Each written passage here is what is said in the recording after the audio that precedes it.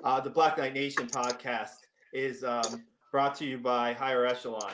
Higher Echelon is a world-class consulting firm that trains employees in sports psychology secrets that drastically improve work performance. Higher Echelon is founded by Dr. Joe Ross, a retired Army, who's retired Army. He was a fullback for Army, and he also was an assistant coach for Army, and now he is runs Higher Echelon. And we thank Joe Ross for sponsoring our podcast. You can find our podcast on the podcast platforms. We have recent interviews with Cole Christensen, Colin Mooney, Army hockey coach Brian Reilly, and Army women's basketball coach Dave McGarity. You can find those all on the podcast, the Apple, the Amazon Music, Spotify, and they're also on YouTube too. And now we're going to welcome in our very special guest today, Elijah Reilly, one of my favorite players to ever cover for Army football. One of the best players I've ever covered for Army football. And Elijah, thanks for hopping on with us today. Thank you, Sal. Thank you for that. I know you felt that way. Thank you. Man, look, we already have a "We Love Reilly" comment on it. Yeah, well, you look at it. I remember when I first saw you take the field, right? Your freshman year. I know you had a couple you played special teams before you kind of were thrusted into the starting lineup. And yeah. I remember talking. I have a couple friends that work for Newsday, sports department, Greg Sarah and Andy Slauson. They were telling me about you, and you're like, you got to watch this kid. I mean, he's legit, and coming into West Point direct, and making that kind of impact, not rarely happens at Army because usually the classes are pretty good. We got Markel Broughton's mom giving you the shout out. So love Markel. Thank you. Yeah, looking at Markel, there's a lot of similarities between him and you as far as the play on the field and the leadership, just the enthusiasm on the field, right? And Markel's a different type of player. I'm very excited to see him develop the next couple of years. And I'm not just saying that because his mom's on the screen. I love watching Markel play.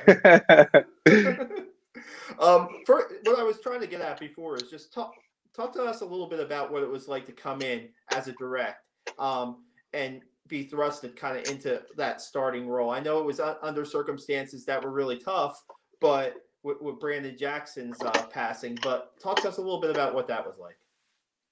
Yeah, obviously being just coming into West Point as a direct in general, being a football player has its challenges. Even just being a cadet has its challenges. It's an entire culture shock. That institution is very different than anything I can guarantee anybody's ever experienced in high school. So that in itself presented its challenges, and then to be thrown into a starting lineup for a football team after such a tragic event was a very tough thing to overcome. But everybody rallied around each other. I received nothing but help from coaching staff, the players around me. Who was that? Marcus Hyatt was very helpful, and then Ryan England and X Moss all helped me get situated into that role, and they kind of helped simplify everything for me so that I wasn't just a dumb freshman running around with my head cut off. I was able to make some plays out there. Man, I remember the preseason, your freshman preseason. I'm looking at, the way you played and also the way you hit. I mean, and it was something that really, you saw a little bit with Brandon Jackson in his first couple of years, but it was a lot. There was a physical play at corner that you brought to the game that I don't think I saw in a while. And you just look at that. That's definitely a way on the edge. And in the secondary, you can make an impact more than just covering, right? And we saw it later in your career with the blitzing. And you're in the big house and you're playing Michigan. Here you come off the corner and you sack Shea Patterson. I mean, is there a mindset there that you had going into Army, or did you develop that kind of mindset of that really like that mentality? Oh, you're on mute. Sorry, you're on mute. Always been a confident kid, confident in my abilities and everything. But it was nice having the reassurance from everybody around me that I was doing things well. So I think that the fact that we were such a tight knit team, and we held each other accountable for everything. It really helped to develop my sense of personal confidence, both on and off the field, which obviously allowed me to make plays. And with that, it just became a snowball effect. The coaches trust me more, so then I'm able to make more plays, so that my confidence goes up, and it just, it keeps going on like that. So you have the right people believing in you, who are willing to put you in the right positions to make plays. You just naturally, things are going to fall into place, and it was great. I had a lot of fun doing it. Yeah, I remember you were recruited to play safety, right, at first, and then talk to us a little bit about your college recruiting. Did you have any other options other than Army, or why did you pick Army in the first place, would you say? Yeah, a lot of Army recruits, were usually under recruited guys. Whether it be undersized, the football in the area that we play isn't the best. So, we're like the hard nosed type dudes. We got to get it from the bottom. A lot of us had all FCS offers. That was my situation. All FCS. Army was one of two FBS UMass had offered, and then everything else was kind of like a walk on at other Power 5 schools. But Army just kind of called to me in a different way that these other schools weren't. So once I felt like it was a very secure place for me to go, and I had the right opportunities to get to where I am right now, I took a shot at it. Yeah, I mean, at that point, when you go into Army, do you think that maybe down the road NFL is a possibility, or are you going there for the education and the FBS level football? Yeah, I mean, it was all of that. I wanted to play college football at a school where I was able to better myself in everything, develop myself as a man, develop myself as a student of, both formal school, end of life. Be a better leader, be a better football player. Like, it felt like an all-encompassing place. So yeah, that's just where I wanted to be. And then the opportunities to play pro ball were there, and that's what I wanted to do. I wanted to play pro ball my entire life. That was a goal that I had set for myself. And regardless of the institution I went to, I had planned on making it happen. Awesome. I look at also just when you get that opportunity, right? And then freshman year, you get a chance to start, and then sophomore year on, I mean, from right on, I mean, you adjusted pretty well to being a starter. What was like sophomore year like for you? Because it seemed like you kept on taking steps and steps each year, getting better and better. Thank you. Well, sophomore year, I didn't play the first 8 games because of academic reasons, which was tough on my mental. So, I had to lock in, get my grades right, and get myself resituated back on the field so that I could be eligible. I could make plays, but get back to my flow. So, sophomore year, once I got going, I felt like I got going, and started with a bang against Air Force, and then we finished as a team beating San Diego State, who was a powerhouse team that year. Yeah. I mean, having Cole Christensen on last week, your 4 years at West Point, there are so many accomplishments in those 4 years, right? I mean, we talked about the bowl game wins, the 10-win season, 11-win season. And I asked him if he could put like moments. I don't know if you could put your favorite moments, into like a ranking order, right? Because it seems like there's so many of them. There's so many, and they like have so many different, I guess, like different sentimental value to me. I can't really stack them up against each other just because each one is so individual and unique.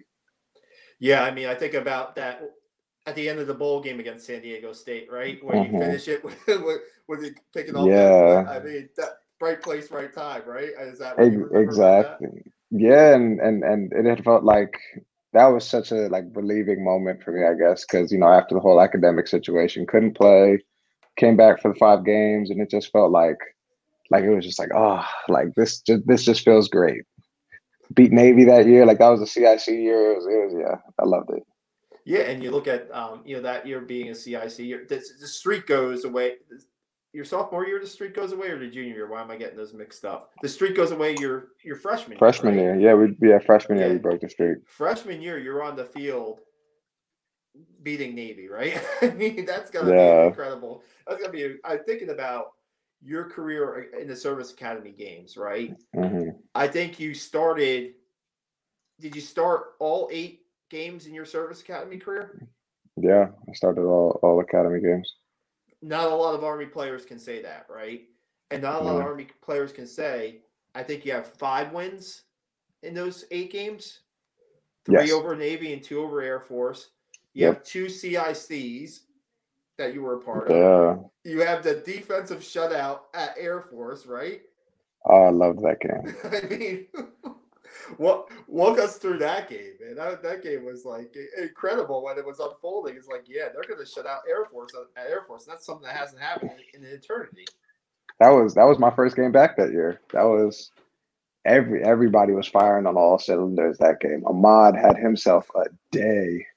He broke a record that game, right? Like most rushing yards by a quarterback or something I think like he that. did. I think it was in the 200s, no doubt. I think safety Yeah. 200s. I want to say 270, but I think I'm way high on that. It might was be close. Yeah. I remember it being something ridiculous. He was toting that rock.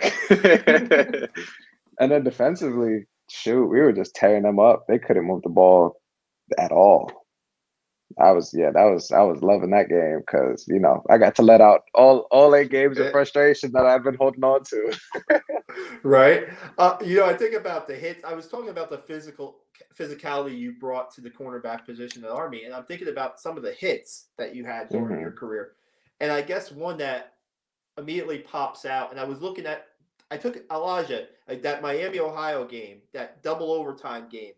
I took a video from the press box of that final play. And even though it looks like maybe little ants from the press box, so to speak, like it's not like clear, you see the hit and you just see the guy go down. And it was just, that's gotta be, I mean, that ranks right up there for me. I don't know what, it's a double overtime game. They're trying a 2-point conversion for the win. The quarterback, no, it was a running back that looks like he got. It was the running back. Yeah. The quarterback had gotten away, and then the quarterback before he fell dumped it off to the running back. Yeah. On that, like how Pat Mahomes did in the Super Bowl this year, he was falling. And yeah, actually, but Javari Bordeaux made the tackle. I just kind of kept him from crossing the goal line. we gotta give Javari some credit there. Gotta give respect to Javari. He made the initial hit. Man, that was just that really showed that you were protected in Michie Stadium, no doubt, right? I mean, because when you guys played, you had the home winning streak there. You really started like you're part of your freshman year. You're part of the winning culture that starts, but then that sophomore, junior year, you're unbeatable at Michie Stadium, basically. No. So, and some crazy endings too, some crazy finishes too. Yeah, we did have ourselves a nice little run at Michie those couple years, and then senior year we just we threw it. What do we want to say about senior year? So I'm glad that they turned it around this year. They did a great job of turning it around. That's what I've got to say about senior year. There you go. Did you catch their games a lot this season? This past season, or? Yeah, I got to see a good amount. I was we'd get off from our walkthroughs just in time for the Army game. So I was either catching the start of it here at the apartment before we had to go catch a flight, or I was able to see the whole game before a home game here. So it's cool. Their defense this year, right? I mean, stout. There you go. Good word for it. Yeah, that was an iron curtain. They were getting busy. I loved watching it. I was talking to Cole about this, and I was talking about when you guys played, just the talent that ran through that defense. Including yourself and Cole that are now in the NFL. The Ackermans, the Nauticals, the Voights, Englands. I'm missing people. Brinsons. Yeah, Moss, AK, Jeremy Tempf. We actually had a good number of dudes that came through that defense while I was there. You could put an all-time Army defense out of those 3 or 4 years, man. You could just put. You could put together a real good team. Jalen, how did I forget Jalen? Jalen, Clinton. your bud, yeah, no doubt. Jalen, Clinton. And you got the guys up front, the Ray Wrights and the Wumio Tugas up there, and even you can throw in a Rod Stoddard in there. Rod, yeah, big Rod, Amadeo, yeah, they were good. Oh my God, jeez. Yeah, there's a. What was it like playing under Jay Bateman? What was that like? Because it seemed like that's when when Bateman came with Monken, it seemed like that's when the defense gained an identity, so to speak. Bateman was a mad scientist.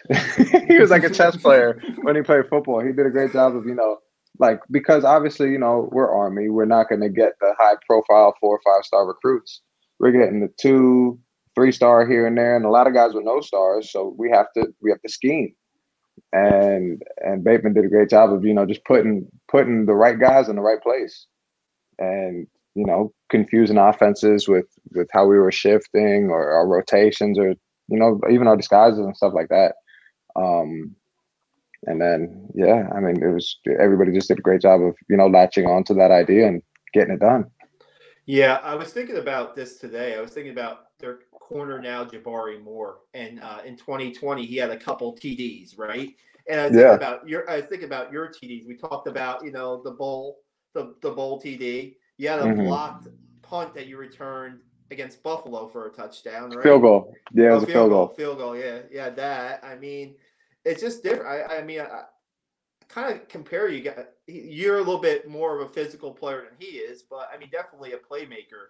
You got to have those playmaking corners in an Army defense, no doubt, right? Yeah, no, Jabari Moore is a problem. He is a high-profile guy, and he is going to continue to make plays. Like that whole, if I'm being honest, that entire secondary is full of dudes who know how to make some plays. So their development is going to be dope together. Yeah, when you guys had your secondary, like you said, with Jalen, yourself, Javari Bordeaux, England and Moss in there, and now you look at, we talked about Markel Broughton, right? Cedric Cunningham, those guys, they're all back. Javari graduated, but Julian McDuffie. They got 4 guys that they could really make some big time plays with, and it's nice having that experience back there because Quell's gonna get it done. He's a leader. He's a baller. He's gonna get it done. Same thing. He's more of a bruiser. Like he'll come up and hit somebody, and then Bari and Julian, McDuffie, they make plays. They're playmakers. Yeah, I look at, I was thinking about the 2021 team and who might be captains of the 2021 team. And to be honest with you, even in last year's team, you look at Mike Johnson, Amadeo West, 2 5-year guys that have been with the program for a while. And, those guys being captains, and Sandon McCoy also. And I'm thinking Markel Broughton could be a captain this junior year. I mean, I think he's that kind of leader. Absolutely. He could have been captain this year if those guys you named weren't captain. If he's not captain this year, then I don't know what. I'm thinking about who might be. I mean, you have Cedric Cunningham back, and Eric Smith. That's true. Eric's back. Eric Smith is probably should be a defensive captain too, but why not 2 on defense? I don't know. It'll be interesting. They're going to start preseason soon. Hopefully, you think it's March? It's the middle of March. Let's get some preseason spring football. They haven't started spring ball yet. No spring football yet. No. I think it's going to come at the end of this month. But let's get some spring football going. Let's get that Army team out there, right? So I want to see something. No doubt. Well, talk to us a little bit about senior year, and then after senior year ends, and then how the NFL develops for you. I mean, there's a pro day, right? I'm guessing. And then how did the Eagles opportunity come about for you? Yeah, so my rookie season in the NFL started the first game of sophomore year. From that point on, it was nonstop football. So senior year, each game is a grind. Got to make plays, got to win. Main goal is to win. Obviously, I want to play NFL football, but if we don't win, none of that matters. Yeah. I'm not getting the proper looks if we're winning 2-3 games and that's it.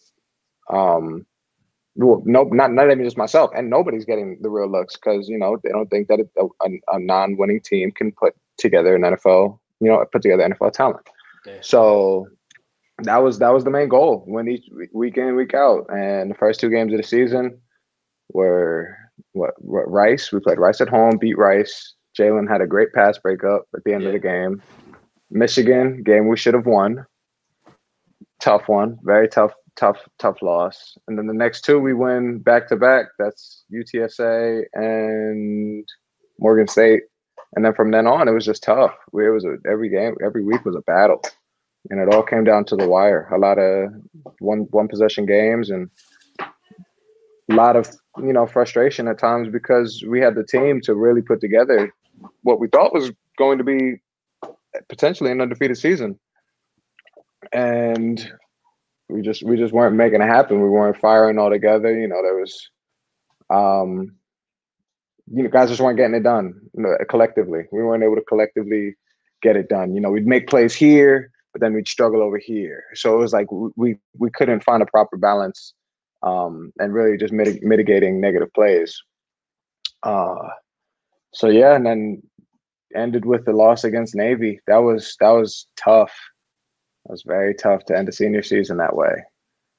And then from then on, it was locked in, focused on the NFL. I played the Shrine game January 18th. Yeah. That was a blast. Captain for that game, right? Or no? Yeah, that was pretty cool. That was they had a couple of guys. There was like 6 of us. And then they had the 2 Service Academy guys, Malcolm and I, out there. That was a really cool experience. Being able to match myself up against guys who were also NFL talent. Because each week, we're not playing a Power 5 team every week, and even those Power 5 teams aren't loaded with NFL talent. So being able to go against guys who across the board have the potential to be on an NFL team was super cool. I really got to stack up and see where I match up with everybody out there. So that was a lot of fun. Had a great time there. And then it was pro day prep, and that was nonstop. I was with the Army rules and everything, so that made it tough because I can't go on one of these training hiatuses like these other guys do. Disappear to Exos for 2 months leading up to the combine or the pro day and get that done. I was back and forth between Fair Lawn, New Jersey, and West Point. Had to Fair Lawn on the weekends. I was back at school doing the regular cadet thing during the week because I had to graduate. Yeah, right. That's what Cole was saying. You're focused on your education. He's talking about taking 20 credits his senior year and trying to prepare for the NFL. At West Point. It was tough. Yeah, it was tough. But at the end of the day, we got it done. My agent, because the pro day got canceled, he was able to use my game film to get me onto a roster here in Philadelphia. And I wouldn't trade how any of it went for anything. I couldn't be more grateful to be where I am right now. I guess the pandemic plays with that, right? A little bit. So with the pro day and hugely. Yeah, that was the reason it got canceled, right around this time. This time last year was when the pandemic started to pick up, things started to get shut down. And our pro day was supposed to be March 23rd, I believe, or 21st. Oh, wow. Okay. Yeah, so we missed out on the entire pro day. Oh, man. If you're listening right now and you have any comments or questions for Elijah or I, please send them in. Markel Broughton's mom was sending them in earlier. So, Elijah, just so once you get signed as a free agent for the Eagles, talk to us about working your way up and working your way onto the field, because I'm looking at the Eagles website during the preseason camp and looking for pictures of you or videos of you, and I see some where you're knocking down passes and stuff like that. What's it like and what's the process like to work your way up an NFL roster, so to speak? Yeah, especially this year compared to others. We didn't have a preseason, so it was tough. There was no real opportunity for any of the rookies, especially the guys who missed out on a pro day, other than practice, to showcase what they had. And we only put on the pads for the last 2 weeks of camp. It was like 14 days straight where we were able to wear the pads. But even still, there's no fully live periods. I think we had 2 scrimmages, and each of those We're limited reps for everybody because they're still trying to keep guys healthy. It's not a game, so then it's not like 100% contact on contact. So there was limited opportunities to showcase. So I just had to make the most of it in practice. So given the opportunity to, you had to make plays. Ball comes your way, you had to pick it off or break it up. You can't let the receiver catch it because that's not a check in your box. You know what I mean? Yeah. So it was tough. It was a grind every single day. Every single day was a battle, and it tested my confidence big time. There was a little while where I was like, okay, am I cut out for this? Is this something that I'm capable of doing? And then we put the pads on. It's like, shoot, let's go. I feel like myself again. Nice. So once we were able to get to playing football, that's when everything started to roll in a positive direction, I believe. Yeah, I remember Jeff Monken being asked about even back like you said, sophomore, junior year at West Point. I'm not a scout, Elijah, right? I'm not a scout, but when watching you play, I always said in blogs or podcasts or something, this guy is gonna make the NFL. He has it, right? And talking to Coach Monken, toward the end of your Army career, he's like, yeah, I know he's definitely going to be a contributor on special teams. He'll be a great special teams player in the NFL. It's 1 year in so far, but then we talked about before we came live about you getting a chance to play some defensive snaps, right? Mm-hmm. And when you're playing defensive snaps, you said against the Cardinals and the Ravens, and when you got a chance to line up against one of the great wide receivers in NFL history, my favorite, Larry Fitzgerald. Wow. I mean, what is that like? I mean, and how do you not like have a little breath there and say, wait, I've arrived, after that, right? Yeah, so Fitz was a household favorite for me. The whole family liked Fitz. I just loved everything that he was about and how he played the game, and he's a baller. Larry Fitzgerald is a baller. So I line up, I run out there for my first defensive snap, and I line up in front of Fitz. I said, "Oh, dang, this is Fitz." This is all in my head. All right, well, shoot, let's do this. So it's like it just as much as I had like that shock and awe moment. Yep. It had to go out the window because I got to play football. Because there's a reason I'm on the same field as him right now. Yeah. So I gotta prove to everybody out here why I belong just as much as he does. Welcome to the NFL, right? Basically, welcome to the NFL. There's Larry Fitzgerald. Go there's Fitz. Yeah. One of the best route runners, and man, ever. And the thing is, even if there were run plays, right? The guy the blocking, he blocks like a tight end, basically. Yeah, he plays the game hard in all aspects of it, and I've got nothing but respect for that. Nice. Now, I guess, is this offseason how's this offseason been for you, and how you've been what have you done to kind of keep up and be ready for the next step with the Eagles? Yeah, so up to this point, the offseason, from what I've been told, hasn't been too different than as it's been in the past. Usually mid to late April is when things start to become mandatory. You got to go to the OTAs and all that stuff. So that's when things become, more official. But as of right now, we're all kind of training at our own pace, or some guys are not. It's kind of do as you please, do what you think, do what you see fit. And, I've been here in Philly majority of the time, training at the facility, and then just hanging out, focusing on me while I'm back here. Right. Yeah. Right. Yeah. You got to take some time away, right? To do your stuff, right? What is some of the stuff that that you do outside of football that has interested you since you left West Point? Any traveling, anything like that, or? So went to Arizona a little while back. That was a great time. Got to train out there with my trainer and a couple other guys. So it was a cool experience, just training with NFL guys outside of the practice environment. Yeah. Just kind of seeing how vets operate and seeing, what they're about in the off season and how they carry themselves and how they handle themselves. I try to be a sponge and just constantly soak up what the older guys are doing, because there's a reason they've been in the game as long as they have. They're doing something right. So I myself want to play at least a 10-year career. So let's see let's see what it takes to make that happen.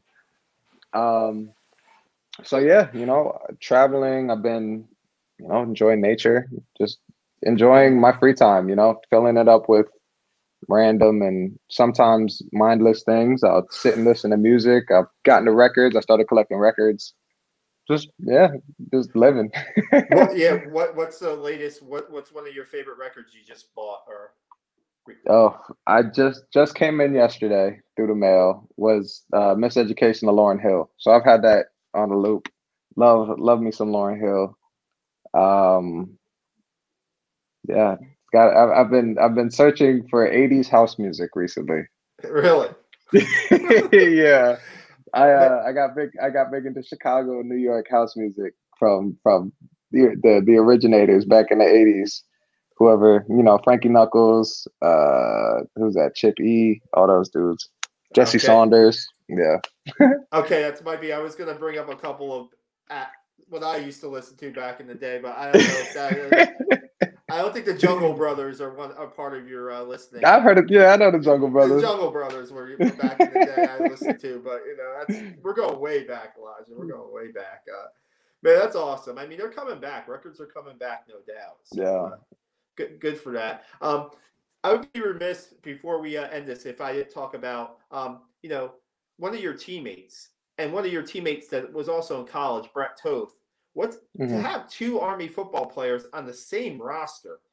I mean, back when I started covering Army football, I'm like, no way that could be possible. I mean, you look at now a guy who you shared a locker room with you guys were in the same class, right? Or no, he was 1 year ahead of you? No, he was 2 years ahead. Oh, 2 years ahead of you. My fault. Yeah. Yeah, but you shared a locker room at West Point together. Now you're sharing a locker room in the NFL. That's pretty cool. It's cool. Yeah, no, it's great. Especially because Brett came around at like the perfect time. It was kind of like I was upset that I wasn't where I had wanted to be or had expected myself to be at that point in time. And Brett came around and was just a familiar face to help lighten the mood. Lift my spirits up a little bit, which helped out a lot. You guys hang out a little bit or no?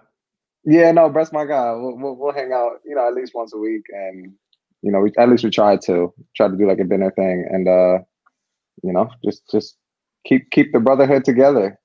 It's super cool. It's super cool having two Army players on the same team, especially it's like I don't even know. I can't put the words to it. It's a lot of fun. Yeah, and I'm trying to remember. Did you guys play Pittsburgh this season or no? Yeah, we played Pittsburgh. I got to see Ali on the field after the game. Three Army football players in an NFL game. Yeah.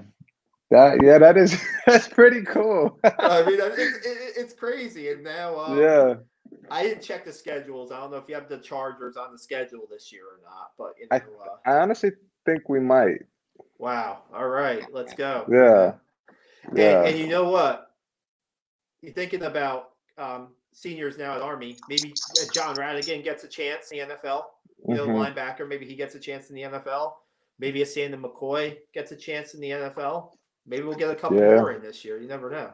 So. Exactly. Yeah. No, I've been keeping my eye on both of them. Staying in their ear about certain things, and we'll bounce ideas off each other. I'm trying to be that NFL to college mentor type guy for them if they need it. Kind of help them through their process, especially since theirs is very similar to what I experienced last year. Yeah. Yeah. Excellent. Well, Markel Broughton's mom says the Eagles are now her favorite team because you and Brett are on the Eagles. So I'm glad. But I'm sure. Do you get a lot of Army fans in your rookie year following you and maybe replying to tweets or giving you hope you do well in games and stuff like that? Is there that Army following still?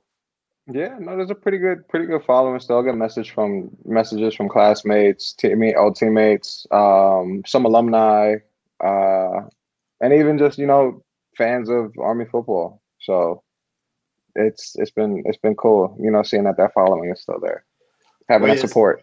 Yeah, wait a second. That was a comment with some Steelers colors, man. that from Markel's mom. And that was like that was the black and gold there a little bit. So we'll see. Sure. So Black Knights love. Black Knights love. Oh, okay, yeah, okay. My bad. My bad. That is the Army colors too, black and gold. My fault. I'm thinking the NFL, but again. So I guess really appreciate you taking the time, Elijah. This has been a lot of fun. Like I said, Sure. always enjoyed covering you.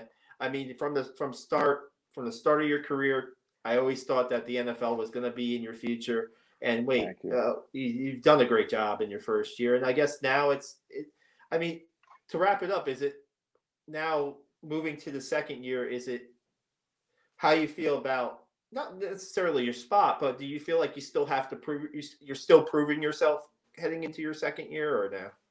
So I think that's one of the benefits of having an entirely new coaching staff coming in is that it's a clean slate for everybody.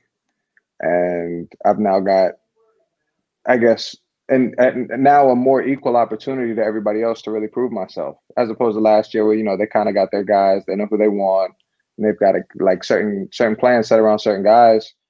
To some degree, yes, they know what they're getting, but there's still opportunities to really showcase something this coming camp, and I'm ecstatic. I'm doing everything I can to get that starting spot this year. No doubt. Well, all the best to you. Really like I said, really appreciate you having you on. We'd love to have you on again, maybe once it gets a little bit closer to the season. But one of the best defensive players I've covered in my Army career, taking a couple minutes with us on the Black Knight Nation podcast, Elijah Reilly. Thanks for the time, Elijah. Absolutely. I appreciate you, Sal. It means a lot. Thank you.